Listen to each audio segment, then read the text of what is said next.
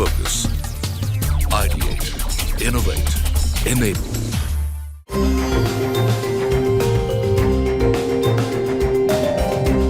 NetApp and CNBCTV18 present For the Love of Cloud.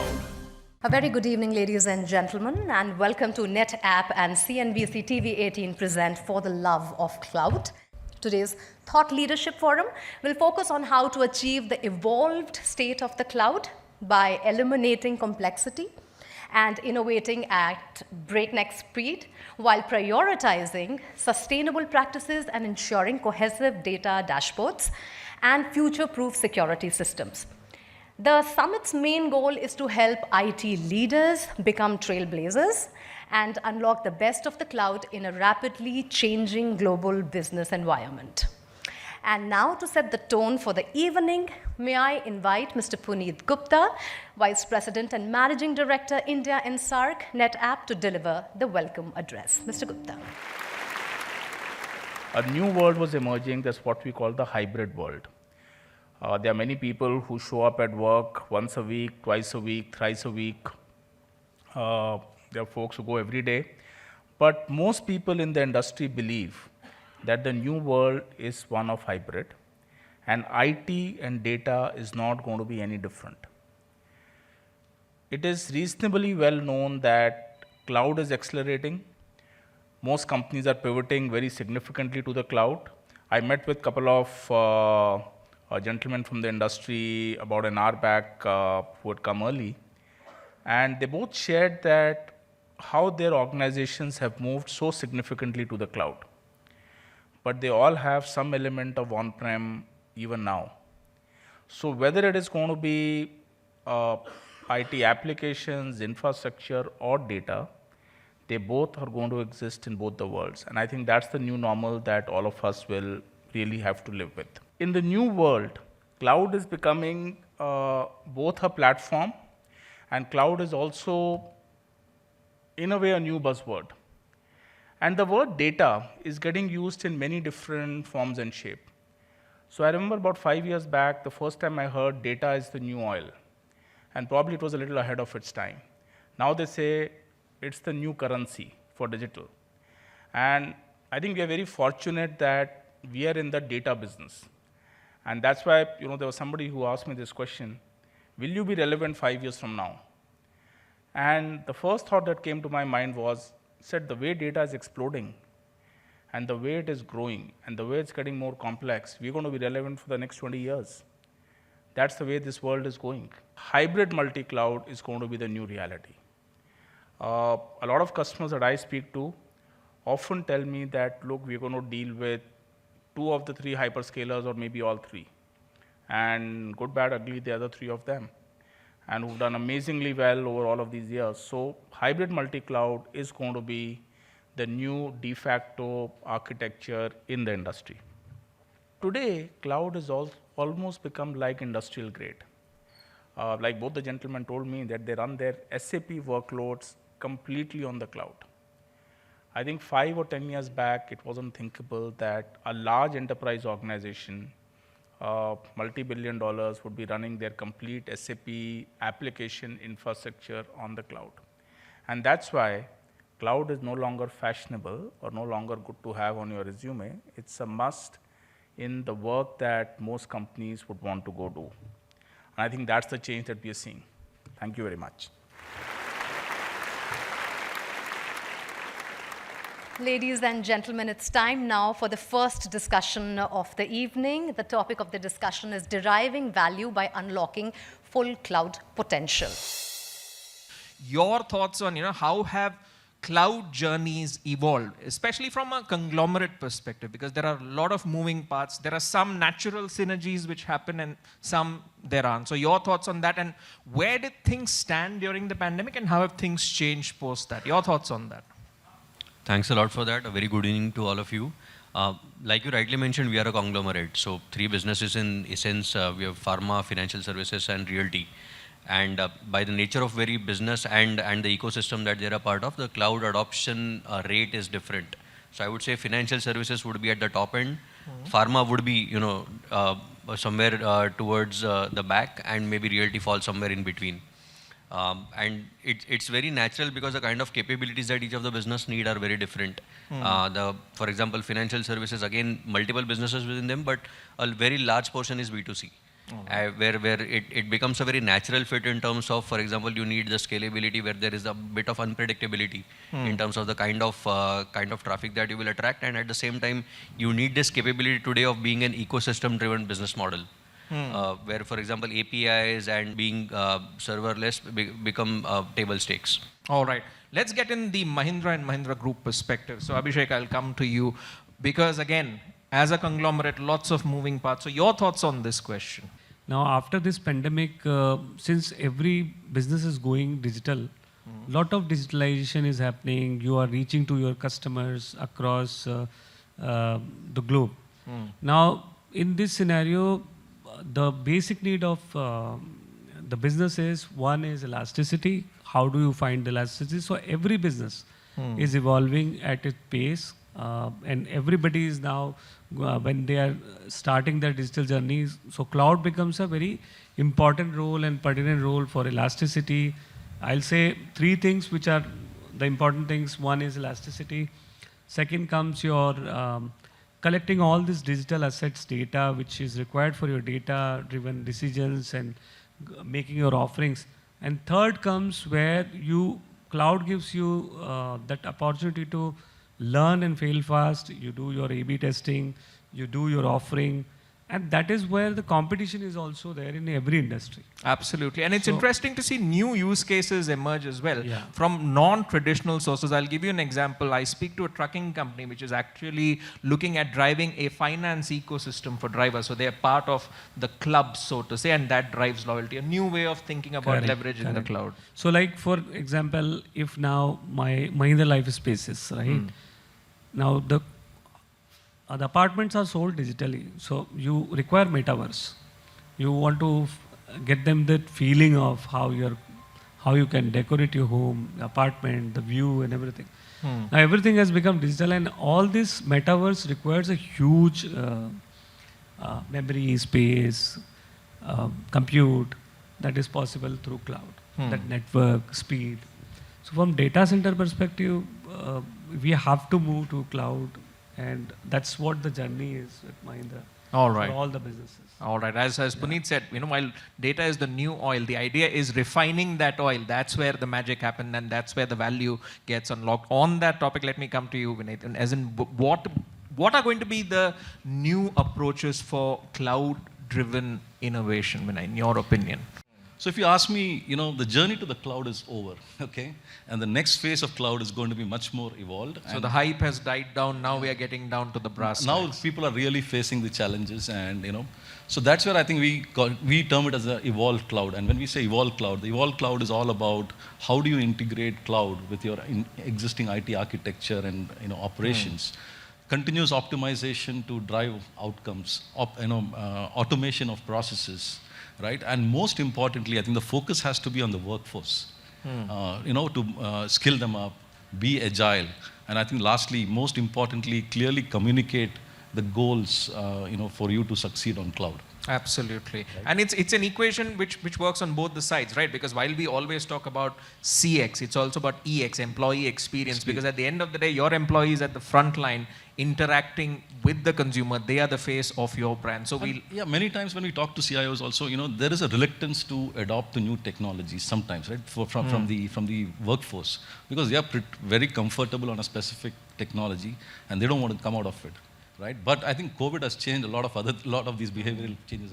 I think we moved on from that thinking of if it ain't broke, don't fix it. Yes. Now it's about what's next. So you need to be prepared for that. So on that note, I'll extend the conversation to Satyavrat and get his perspective on a few things, and Nikunj as well. But we'll start with you, Satyavrat, because as I mentioned, while CX gets a lot of the focus, and rightly so, because we've seen such a massive amount of transformation, so to say, in anything that a consumer does. It's the era of always on consumer. So in your perspective, how do enterprises holistically leverage the power of the cloud, which benefits both CX, the customer experience, and EX, the employee experience? Sure, thanks.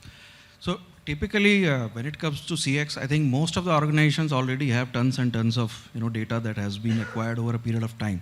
I think the most important thing is to leverage and enrich this data and understand who your customer is, and then do the customer and product alignment. Any examples you can share from Godrej Industries? So not just Godrej, I think I'll give an example from real estate. I think 3 of us have real estate. And this is an example where actually there is a lot of area of improvement. So for example, if you go and show interest in a property, right? You fill in the basic information. There are 4 things that typically every realtor asks: your email ID, mobile number, and PIN code. I don't know what they actually do with it. So PIN code and your name, right? So these 4 things, and immediately you will get call from 10 different people. So data privacy is anyway a myth. So you are showing interest in some property, and then there are 10 other people are calling you. And then they are trying to sell what they think is right for you or what is available to them, rather than trying and understand the customer's perspective, seeing the first thing they need to do is take a step back and do a customer profiling, who this customer is, what kind of requirement he has. Similar experience is there when you walk in, right? So again, there is a CRM form which is either in a physical format, or a lot of people have started using these tablets, right? So while they capture all of the data, what happens to it afterwards, I really don't know. So that is certainly an area where, with cloud native technologies, all of this can really be enhanced. So even for conglomerate like us, it's a cross-selling kind of thing also. So different businesses. So person who has Scorpio, let's say, so he want to go for that terrain, and what Club Mahindra holiday membership he wants or not. So centralized place where your data lake architecture and the entire data as a service. Enterprise companies still have that problem that data is in silos.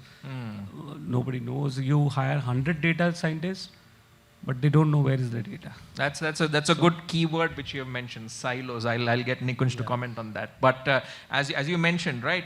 If data operates in silos, you can't unlock the benefits. And considering, Nikunj, you come from a field where there are so many moving parts. When we look at the supply chain, but supply chain has also gone through a massive transformation in every part that we see. So your thoughts on leveraging the cloud to benefit both CX and EX from the perspective of what we have just discussed. Give us the Procter & Gamble perspective.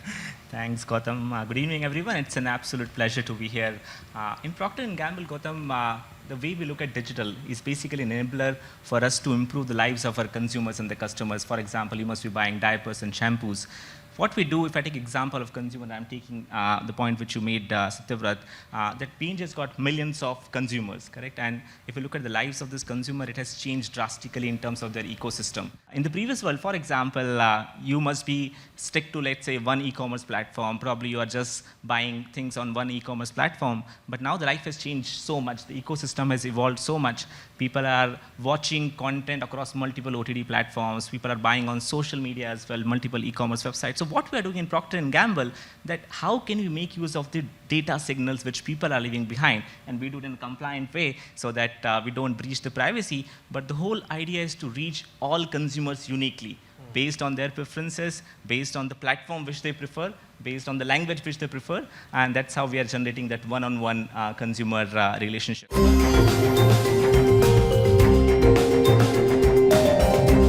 NetApp and CNBCTV18 present For the Love of Cloud.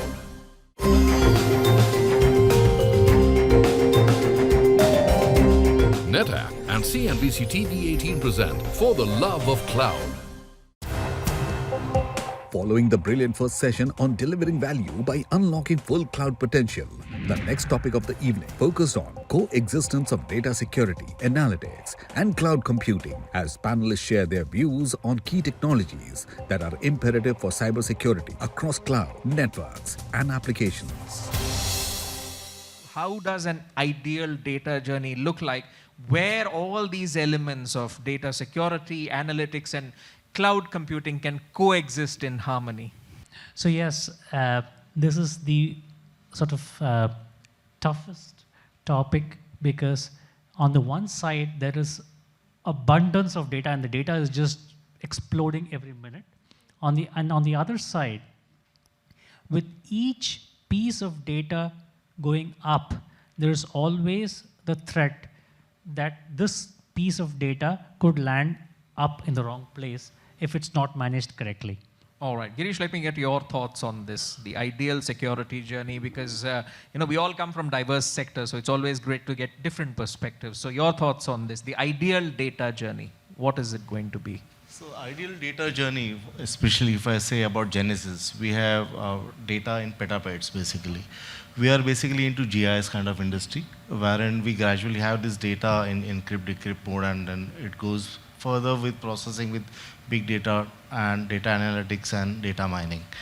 So from cloud perspective, we had a journey from on-prem and gradually with the private cloud, and then still we are migrating in transition phase to public cloud segment. But at the same time, security is something we are still trying to understand it and try to proactively handle it using the third-party tool like Trilix XDR, which is available as a model. And that's how we are moving ahead on that. All right, let me get an enablement perspective now. Shuja, I'll come to you.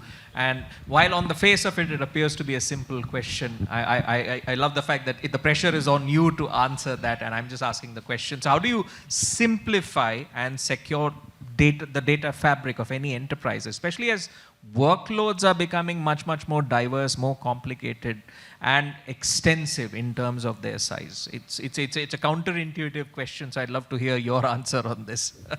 And thank you for that. So data fabric, I just wanted to bring in the perspective of data fabric. And as we hear it, then we saw Gartner also commenting on it, is among the top trends for 2022. The ability to make information available to the right people at the right time, at the right place. And with the digitalization really taking off, I think everybody is evolving, or the infrastructures are evolving into data fabrics. Now, you got to, from a security perspective, it is important that we, of course, Mr. Satyavrata, mentioned that very, very aptly, in the right sequence. I don't remember the sequence, please help me out there. The top 5 points which you listed. But then starts with threat modeling for sure. And then when it comes to implementation, there is, of course, the peripheral, which you would like to control. And then what we're saying from, if you were to really simplify and really focus your efforts, what we're hearing from customers and from industry is that people are focusing on information-centric security, place where it resides. We have a role to play in that. We're very happy that since we focus on data, we have a role to play, and we make it far more secure. Even if somebody breaches the periphery, comes down into your infrastructure and is attacking your information assets, we would have a way to figure out that there's something happening. There is, we're supposed to take an action, and then that action could be automated. But how do we know that something's happening? And that's where AI and ML, comes into picture. Abhijit, your perspective on the fact that, there is the expectation of high performance in today's environment, but there's also increasing complexity where I believe, one data point I read, 55% of all data is going to be in the cloud by 2025. So the high performance versus high complexity, that brings us a lot of challenges for any enterprise. So your thoughts on how do you overcome those challenges? Yeah, I think importantly, as he started, the explosion of data, as of today, we are looking at around 50 zettabytes, or it might go to 70 zettabytes kind of data across the globe. And in next 2-3 years, by 2025, almost explosion of 175 zettabytes. It's not a small amount. I never heard of these figures, when I was small. So it was only gigabytes, MBs and GBs, but it's now zettabytes, and that too such in multifold. So certainly with that kind of exposure, the surface area is certainly large enough. That is one. The surface area is large. Secondly, the surface area is complex. So when I say complex, we have private cloud, we have public cloud, we have on-prem, we have a combination of it, we have hybrids. So that is the second point. And with that, I think someone pointed out in the erstwhile session, visibility. One is the visibility, and second is tracking.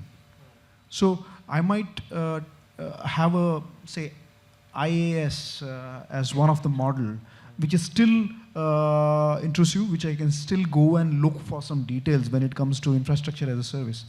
But when it comes to SaaS or PaaS models, it's extremely difficult to even go down and ask for some more details. Next up was a special fireside chat that focused on how leaders can take advantage of tech-fueled innovation and inspiration in future while also improving their business acumen. Let me start with you, Baiju.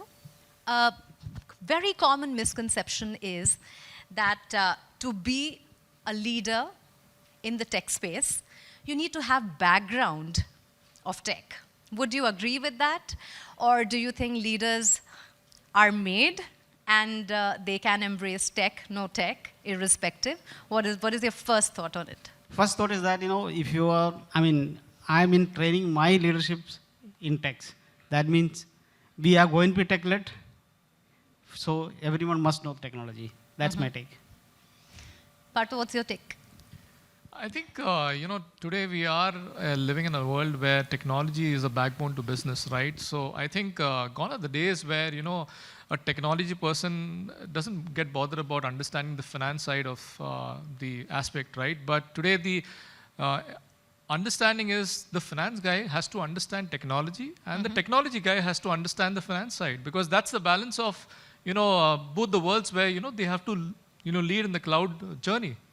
So that's, I feel, technology is a backbone. All right, so let's divide the two sections into people with technical knowledge and the ones who are wanting to learn towards the road of leadership.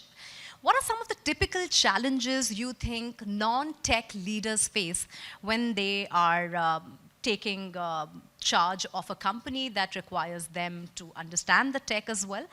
And of course, come with the experience, which is balance, risk management, being overly sometimes averse to a lot of changes.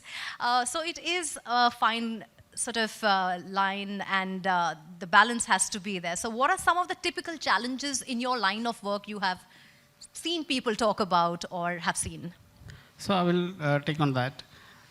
Typical leaders who may not be probably, I'm not saying tech savvy, but outcome of a technology, a predictions or a model predict that, if you can't understand from the context it to be read, what will happen, you still find, you have reports, you keep on collecting data, but still make instinct-based decisions. So what is the correlation between that data which you see every day on the screen and what is the decision you're making finally? Finally, machine is still not able to make decisions, a context-based decision, what today human brain can make it. So what I see is that could be lagging. Second, technology has to be used as enabler, okay? And if a person doesn't understand what exactly it means on my screen, finally, how do you make a decision? So it's not gone as the days that you get a collection of reports and finally make a decision, right? It is now alert-based, now a nudge-based. You need to understand that nudge and understand the entire landscape and make a decision finally. So I think that's where you need to actually change the way of making decisions. But really tell me, what do you see in the field or what do you see in your community? Because a lot of your CEOs today aren't exactly the technocrats back then. They have climbed the corporate ladder via finance or, via being good risk managers or being good networkers, more people agile, right? Do you see a certain mindset in certain CEOs or at the top position, the leadership at the top, about embracing technology, and how keen are they to change? One is they have to change with time. But do you see that as a challenge when it comes to non-tech background leaders? Not really. I think, leadership skills are more to do with, interpersonal skills and how you motivate people to, achieve the task which is given to them, right? When you mentioned about technocrats, right? I just thought I'll go back to, what technocracy was. It was a popular movement which started in the United States way back when the Great Depression happened, right? And when this event happened, I think some of the wise intellectuals back there, they decided that they will leave the problems with some of the specialists. And when they named technical specialists, they actually placed some of the skilled engineers, some scientists, some economists. They were more equipped to understand the inherent complexity of the economy. And that's the reason why technocrats play an important role, because they are a subject matter expert in that domain, and they bring that intelligence back to the leaders, right? So, you name Elon Musk or, Satya Nadella, probably they're great coders, or, they have their instinctive skill sets to, build a business. But they also take pragmatic, data-oriented and very, decisions which are driven by more data. So today, the world is not driven by, just, I like this person, I will probably, promote something, or I will, drive something on an interest-based decision. It is more open and more data-driven decisions that way. Well, short and sweet. Thank you so much for taking your time out. Thank you for inviting us to this forum. Thank you. Thanks for patiently hearing us.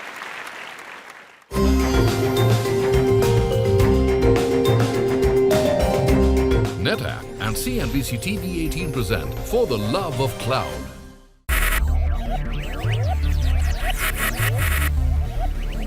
Focus, ideate, innovate, enable.